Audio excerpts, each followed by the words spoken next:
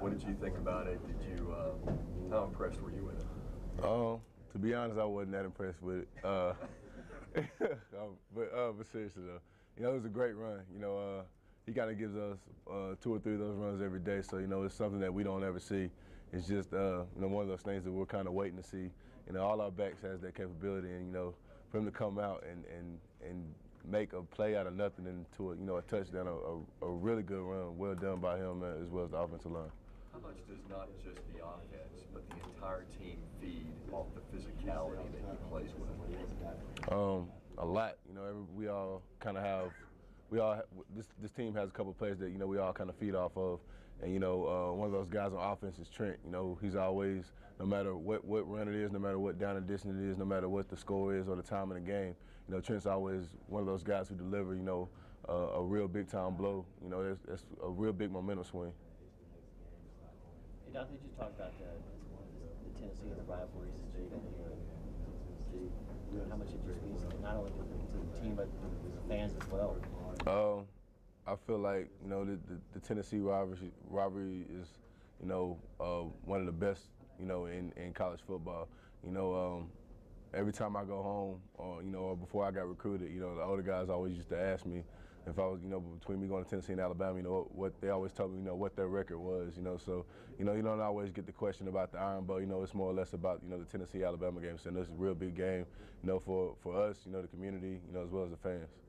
Despite being winless in the SEC, 2 years ago they were struggling too, and Nick Saban talked about how it took 2 blocked field goals to beat them. Oh yeah, and when the SEC, you can never downfall anybody.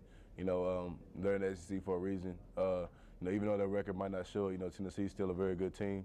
Derek Dewey's a real good coach.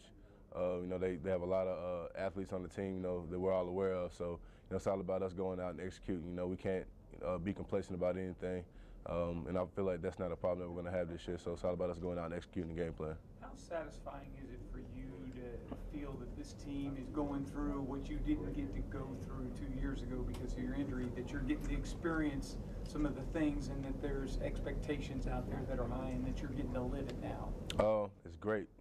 Like you said, I didn't really get to live up the moment, in '09, but, I'm definitely glad that I'm a part of it this year. We have so much brotherhood and so much chemistry together that, for us to, maybe come out a couple of games that, the starters got to come out, we weren't just on the sideline playing around, we were still cheering on, the second team and the third team players.